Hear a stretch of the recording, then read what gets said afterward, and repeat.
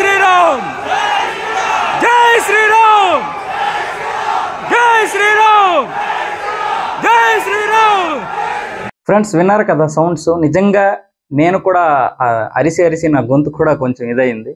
నిజంగా కంట్రీ థాట్స్లో ఇంతవరకు నేను ఏ రివ్యూ కూడా చెప్పలేదు ఏ సినిమాకి, అన్ని బయోగ్రఫీలే చెప్పాను. ఈ యొక్క సినిమా రివ్యూ చెప్పాలనిపించింది. నిజంగా ఈ సినిమా ప్రతి హిందువు కూడా, హిందువే కాదు భారతదేశంలో పుట్టిన ప్రతి ఒక్కరూ కూడా వారి వారి పిల్లలతో వెళ్ళి చూడాల్సినటువంటి సినిమా. ప్రశాంత్ వర్మ నిజంగా ఆయన కథ కానీ, టేకింగ్ కానీ, స్క్రీన్ ప్లే కానీ చాలా అంటే చాలా బాగా తీశాడు. టేకింగ్ విషయంలో మాత్రం చాలా శ్రద్ధ తీసుకున్నాడు. గ్రాఫిక్స్ అయితే అసలు ఎక్కడా కూడా గ్రాఫిక్స్ అన్న విధంగా మనకు కనిపించదు. ఆదిపురుష్ ఏదైతే డిసప్పాయింట్ చేసిందో ఈ సినిమా పూర్తిగా మనల్ని సాటిస్ఫాక్షన్ చేస్తుంది. నిజంగా చెప్తున్నాను, ఈ సినిమా నుంచి బయటకు వచ్చిన తర్వాత మీకు ఒక రకమైనటువంటి ఎనర్జీ వస్తుంది. ఈ సినిమాలో చాలా గూస్ బంప్స్ ఉన్నాయి. అయితే ఫస్ట్ హాఫ్ లో మొత్తం కామెడీ స్టోరీతో కొంచెం ఒక హీరో కామెడీతో అలా నడిపించాడు. సెకండ్ హాఫ్ మాత్రం చాలా అంటే చాలా బాగుంది. సెకండ్ హాఫ్ లో మనం కథలో లీనమవుతాం.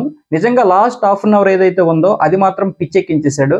సినిమాలో ఇంతటి గ్రాఫిక్స్ ఇంతవరకు తెలుగు సినిమా పరిశ్రమలో వచ్చినా కూడా ఇంత నీట్గా ఎక్కడ గ్రాఫిక్స్ రాలేదు. ఎక్కడ కూడా గ్రాఫిక్స్ అన్న విధంగా మనకి కనిపించదు. చాలా శ్రద్ధ తీసుకున్నాడు ప్రశాంత్ వర్మకి, నిజంగా హ్యాట్స్ ఆఫ్. అలాగే ఈ సినిమా కథ విషయానికి వస్తే మొత్తం మన సముద్రకని గారు విభీషణుడు పాత్ర ఏదైతే ఉందో రావణాసురుడు తమ్ముడు విభీషణుడు పాత్రలో ఆయన ఒక ఋషిలాగా వెనకుండి నడిపిస్తుంటాడు కథ అంతా. ఆయన లంక నుంచి ఇక్కడికి వచ్చి ఇక్కడ హీరో ఎవరైతే ఉన్నారో ఈ హీరో వెనకాల ఉండి నడిపిస్తాడు. నిజంగా ఈ సినిమా చూస్తే గనక అంటే ఒక 10-15 సార్లు గూస్ బంప్స్ వస్తాయి మనకి. లాస్ట్ హాఫ్ అన్ అవర్లో అయితే లిటరల్లీ ఒక 10 నిమిషాలు అలాగ మనం ఆ గూస్ బంప్స్తో ఉండిపోతాం, అలాగా అందులో లీనమైపోతాం. అసలు ఆంజనేయుడిని ఇంతవరకు ఈ విధంగా ఇలాంటి వృత్తాంతంతో ఇంతవరకు ఎవరు చూపించలేదు. ఆంజనేయుడు అంటే ఆంజనేయుడిని చూపిస్తే ఏ విధంగా మనం అయితే ఎక్స్పెక్ట్ చేస్తామో, ఏ విధంగా అయితే సంతృప్తిగా ఉంటామో ఆంజనేయుడిని మనం చూస్తే, మనం బయట ఎందుకంటే చూస్తాం కదా ఆంజనేయుడి భార్య ఆకారం, ఇది ఇందులో మనకు కనిపిస్తుంది. అలాగే ఇందులో మరీ సర్ప్రైజ్లు ఏంటంటే మనకి చాలా ఉన్నాయి. ముఖ్యంగా రాకేష్ మాస్టర్, ఈ సినిమాలో రాకేష్ మాస్టర్ కూడా ఉన్నాడు. రాకేష్ మాస్టర్ కూడా ఫుల్ లెంత్ క్యారెక్టరు, మంచి క్యారెక్టర్ ఇచ్చారు ప్రశాంత్ వర్మ. అలాగే మరికొన్ని క్యారెక్టర్స్ కనిపిస్తుంటాయి. అలాగే హీరోకి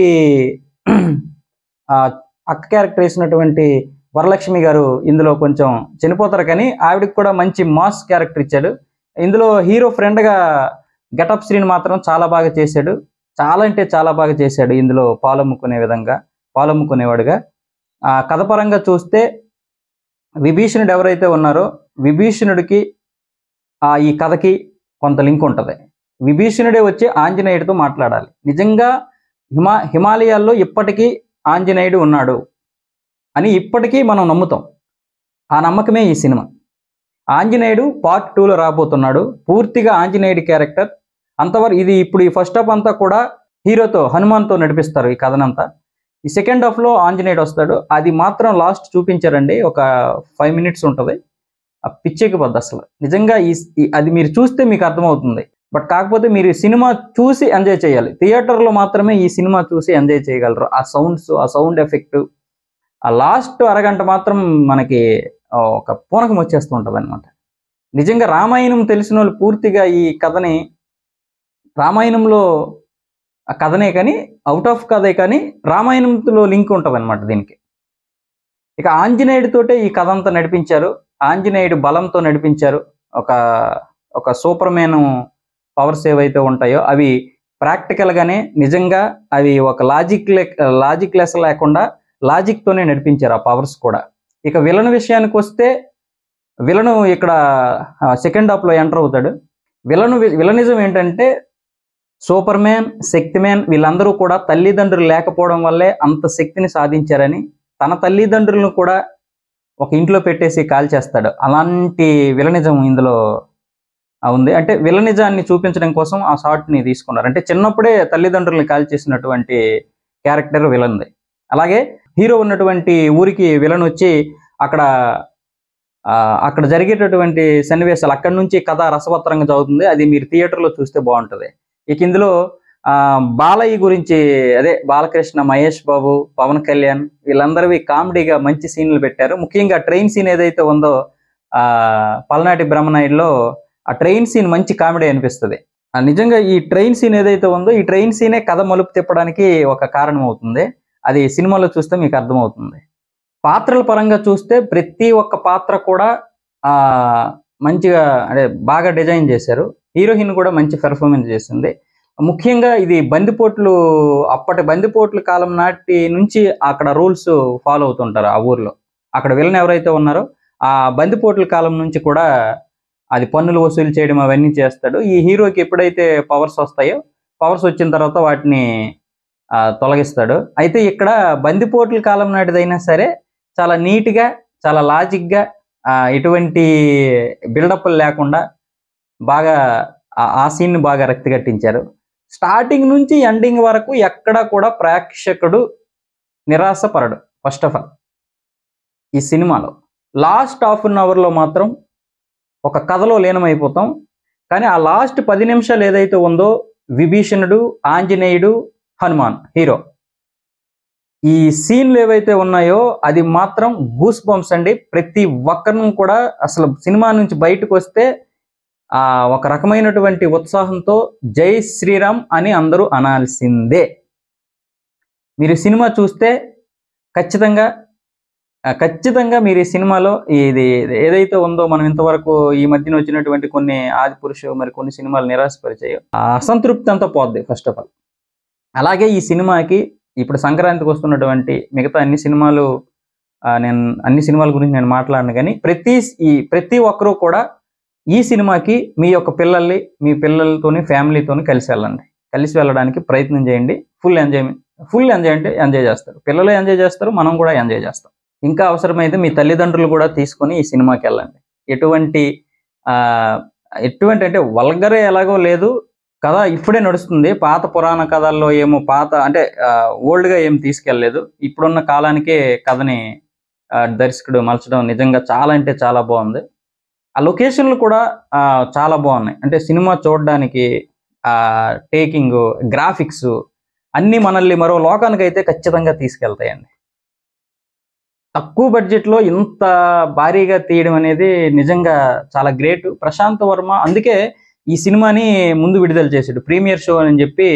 నిజంగా ఇంత ధైర్యం చేయాలంటే, ఇంత రిస్క్ చేయాలంటే చాలా ధైర్యం ఉండాలి. అలాగే వాళ్ళ సినిమా పైన నమ్మకం ఉండాలి. కథ ఉంటే ఎలాంటి సినిమా అయినా హిట్ అవుతుంది అని చెప్పడానికి హనుమాన్ మరొక ఉదాహరణ. అంటే మనం ఏమనుకుంటాం, అంత ఆంజనేయుడు కదా, అంత ఆంజనేయుడు ఈ హీరో ఎలా సరిపోతాడు, సన్నగా ఉన్నాడు కదా, ఈ కథని మొయ్యగలడా లేదా అనేది. నిజంగా దర్శకుడికి ఈ విషయంలో హ్యాట్సాప్ చెప్పాలి. అంటే హీరోని కథలో లీనం చేయడం, అలాగే మనం కూడా హీరోకి కనెక్ట్ అవ్వడం చాలా బాగా చూపించాడు. చాలా బాగా అంటే అంతర్లీనంగా సినిమా ఉంటుంది. అంతర్లీనంగా హీరోని మనం యాక్సెప్ట్ చేస్తాం, కథపరంగా మనం హీరోని యాక్సెప్ట్ చేస్తాం. కానీ ఇందులో ఎటువంటి హీరోకి కూడా ఓవర్ బిల్డప్లు, పనికిరాని సోది సీన్లు ఏమీ లేవు. ఇకపోతే ముఖ్యంగా అక్క తమ్ముడు సీన్ ఏదైతే ఉందో ఒక సీన్ దగ్గర మాత్రం కొంచెం ఏడిపిస్తాడు. అంటే చనిపోయే ముందు మనకి కొంచెం ఏడుపు వచ్చి, అంటే వాళ్ళ యొక్క బంధాన్ని కూడా చాలా బాగా చూపిస్తాడు. ఇటు బంధాల పరంగా, అటు క్యారెక్టర్స్ పరంగా పెద్దగా క్యారెక్టర్స్ ఏం లేకపోయినా కూడా ఉన్న ప్రతి క్యారెక్టర్ కూడా చాలా బాగా చూపించాడు. ముఖ్యంగా వెన్నెల కిషోర్ గారు మంచి పాత్ర పోషించారు ఇందులో. విలన్ పక్కనే అసిస్టెంట్గా ఉండడం, విలను చిన్నప్పటి నుంచే ఒక పెద్ద ల్యాబ్ పెట్టడం, ఆ ల్యాబ్లో ఒక ఎలుకలతోటి రీసెర్చ్ చేయడం, వీటన్నిటికి కూడా సైంటిస్ట్ వెన్నెల కిషోర్ని పెట్టుకొని మొత్తం అదంతా పవర్స్ రెడీ చేపిస్తాడు. ముఖ్యంగా ఎలకలతో అంటే కొంత లిక్విడ్ ఉంటుంది, ఆ లిక్విడ్ కనుక పీలిస్తే ఎక్కడో అక్కడ స్టన్ అయిపోతారు అనమాట. ఆ ల్యాబ్లో ఒక లిక్విడ్ తయారు చేస్తారు. ఆ లిక్విడ్ ఎలా యూజ్ చేశారు అనేది కూడా ఈ కథలో కీలక పాత్ర పోషిస్తుంది.